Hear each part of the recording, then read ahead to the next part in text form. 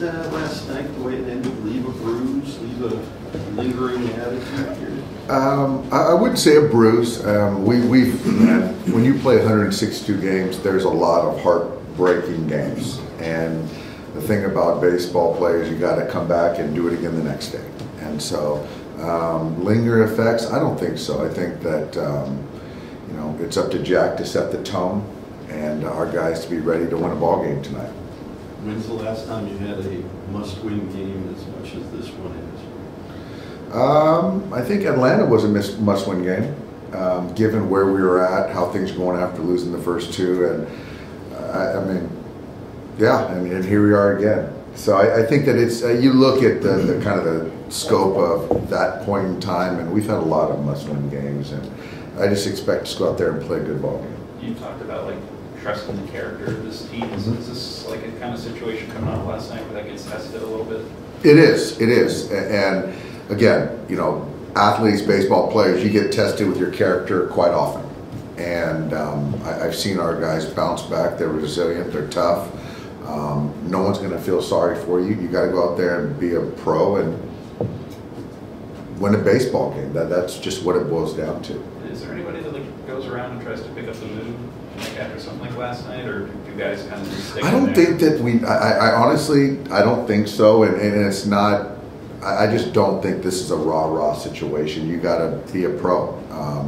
We lost a tough ball game. They beat us, and you've got to reset. That's just, I don't know. If we had to have a rah-rah guy after last night's, then we've got the wrong guy. So that's what I mean. Maybe not necessarily like rah-rah, but is there the Justin Turner was that guy, right, for a while? Yeah. In the clubhouse is that guy. Do you guys have that kind of guy right now? You know what? I think Mookie is more that guy. I think kind of internally, getting guys. I think Miggy Rowe is sort of that guy. But it's got to be, for me, things like that have got to be organic. And I don't think it's on the heels of, just one tough loss. You have those all year long. If there's a continued kind of mindset or lack thereof, then it needs to be addressed. But I'd say probably Mookie and Miggy are probably those guys. Do you do any more or less in the clubhouse, you as the manager, depending on whether you have that type of guy or not? Yeah, I would say so. I let Justin do a lot of that. I'm a big players kind of trying to hold themselves accountable. I do go at the more of positive when things are going a little bit tougher, and then you're more critical when things are going well to kind of guard against complacency, kind of managing that. But yeah. What's going on? Is something going on with Yamamoto? He was a little under the weather. Okay. A little under the weather, but he's fine. Yeah. Is Saturday in question at all? No, absolutely not. Nights like tonight are the reason you brought in Flaherty? Yes, absolutely. To look for a guy that's seasoned, that's pitched in big ball games, that isn't going to run from this game, know that he can take down, X amount of hitters and feel good about stress and being able to get big outs, make big pitches. Absolutely the reason why we acquired a guy like Jack Flaherty, yes. How much more importance does it make each start he has, especially in October, knowing the questions you have on the rest of your rotation, how much it sort of sets up your bullpen each game after that, what that would mean for you guys? I think that he understands his value, to go through the postseason, to win a must-win game, to be the guy, the staff ace. There comes a lot of responsibility, and he understands that. I don't need to belabor it, but given the pitching staff, how we're going to be assembled, how we are assembled, a lot is on his shoulders. That's just the way it is. Lux has scuffled for quite a bit, and Kike seems to be swinging the bat well. Is there much consideration to giving Kike some starts there against righties? I'll tell you, Gavin's, it's been a rough couple weeks for Gavin. I think that the whole body of work since he's got going has been very good. I'm going to give him every opportunity to start against right-handed pitching in the postseason. I think that his mindset has been consistent. And it's my job to continue to instill confidence. So to have Kike available in whatever spot, I think is huge. And but that's not on my mind right now. Why do you think Gavin has kind of regressed? It's been more than a couple of weeks. It's probably been a month. You know what? I don't know that answer. I think that there's a little passivity at times with breaking balls early. I think that there's a swing and miss more so than there has been. There's probably a little bit more chase. I don't think, I'd like to think there's not a loss of confidence. I know he feels good physically. So, you know, tonight would be a good night to turn it around. Why is he particularly regressed against lefties this year? His splits were never that dramatic in the past. Well, I think to be fair, you know, I didn't give him a whole lot of runway versus lefties. And so, you know, it's hard for a hitter when you're not getting those looks. I feel that we've had, quite frankly, better options. And then so I wanted to give him opportunities against lefties because there are times that he's going to have to face left-handed pitching to stay in a game. I gave him some runway versus some lefties. And so I do believe that Gavin's going to hit left-handed pitching, and going forward he's going to be an everyday player. But I think that his kind of splits this year, that's more on me, and given his lack of opportunities. Dave, Shohei seems to have a light workout, like and catch outside. Did you or did the team tell him to focus more on hitting?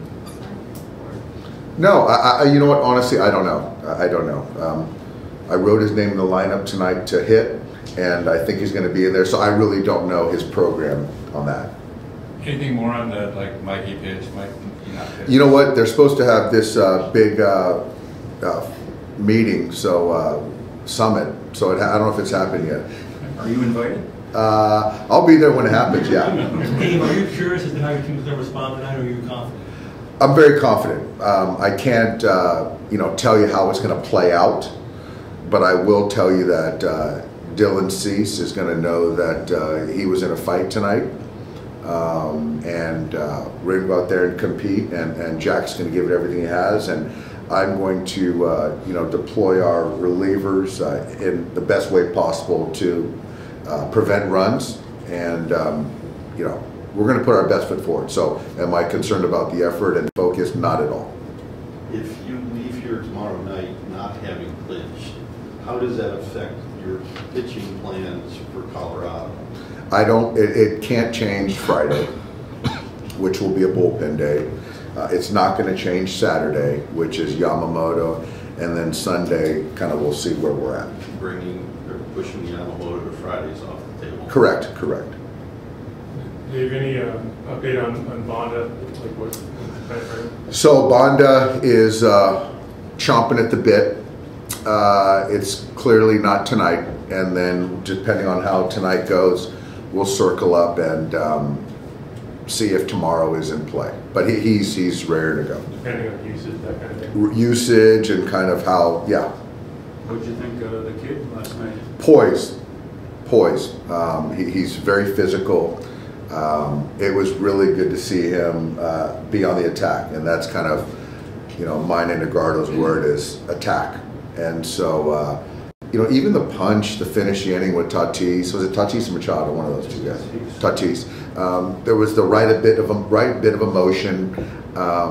It's a big stage, man, and for him to kind of, you know, show the way he did was encouraging for Dodgers Nation. It was good. Is that like not knowing any better kind of thing, or is that just sort of natural for being 22 years old? There's a naivete part of it, I think, and he'll look back and go, I can't believe I reacted or, you know, handled myself that way.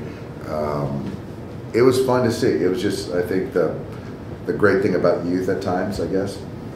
Dave, given the timing of, I guess, when we found out yesterday that Miguel Rojas got the Rick Campanella, and then post-game it was all about what happened in the game, can you talk about like what that award like means as a who was voted on by? So it's, every year it's different. The Roy Campanella Award, I think it's since 2006, right? I think that we kind of established that award for the players. This is voted on by uniform personnel. And so that's why I think for Miguel it meant a lot to him. And he's not a perennial all-star. He's not an MVP. But I think that what he's done for our ball club, tutoring and helping Mookie, doing the thing that they do after you win a series, kind of having one-off conversations with guys, playing the way he's played for us in whatever role we ask of him. That's why he got the votes from his teammates. And even yesterday, there's no responsibility on him. It's baseball. And so for him to feel that he let the team down is absolutely bananas. It's baseball, and you win and lose together. So that just speaks to his character. So that's what his teammates and coaches saw. Do you think it's setting Kiermaier up to bunt in that situation last night? I did, Mike. But I just wanted to go with Mickey Rowe, and after that one, I just felt that it was the right play at that time. That's it. Yeah. Thanks, guys.